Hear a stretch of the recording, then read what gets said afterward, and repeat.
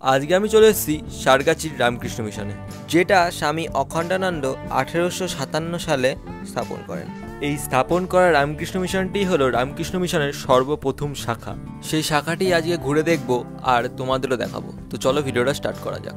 আমি এখন অপেক্ষা করছি বসুন্ধরার সামনে অটোর জন্য। কিছুক্ষণ পরে চলে আসলো একটি অটো, সেই অটো করেই চলে গেলাম বহরমপুর বাস স্ট্যান্ডে। বহরমপুর বাস স্ট্যান্ডে নেমে উঠে পড়লাম টেকারে এবং কিছুক্ষণ পরে সেই টেকারটি ছেড়ে দিল এবং সেটা করে চলে আসলাম সারগাছি রামকৃষ্ণ মিশনে। এটাই হলো রামকৃষ্ণ মিশনের প্রবেশ দুয়ার। ভেতরে ঢুকে ডান হাতেই তোমরা দেখতে পাবা একটি বইয়ের শোরুম, যেটা এখন বন্ধ আছে।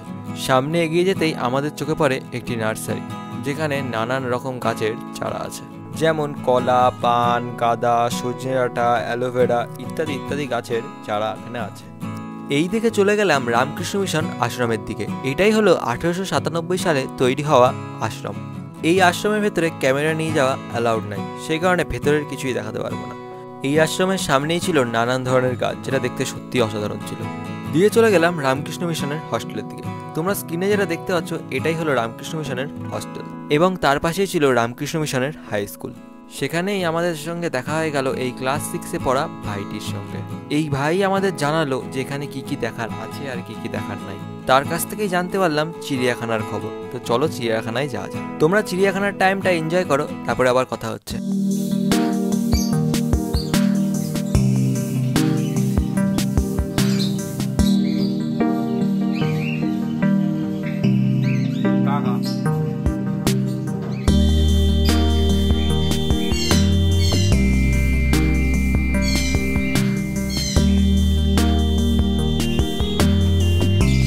এই চিড়িয়াখানার পেছনেই আছে একটি ঝর্ণা। এই ঝর্ণার পাশ দিয়ে চলে গেলাম রামকৃষ্ণ মিশনের প্রাইমারি স্কুল থেকে। এই স্কুলের অপোজিটে আছে একটি অডিটোরিয়াম। সেই অডিটোরিয়ামের সামনেই আছে একটি নটরাজনের মূর্তি, আর দেয়ালে খোদাই করা আছে নানান ঘটনা। এই অডিটোরিয়ামের পেছনেই আছে একটি বড় মাঠ, যে মাঠে স্বামীজির জন্মতিথির দিন 4 দিন ধরে মেলা বসে। এখন আমরা চলে এসেছি রামকৃষ্ণ মিশনের জল ট্যাঙ্কের সামনে। এটাই হলো রামকৃষ্ণ মিশনের জল ট্যাঙ্ক। এই জল ট্যাঙ্কের নিচেই আছে মাছেদের ব্রিডিং এরিয়া। তো চলো যাওয়া যাক, মাছগুলো দেখে আসি। এখানে ছোট বড় নানান ধরনের মাছ আছে, কিন্তু একটারও আমি নাম জানি না। তো বেশি কথা বাড়াবো না, তোমরা দেখতে থাকো।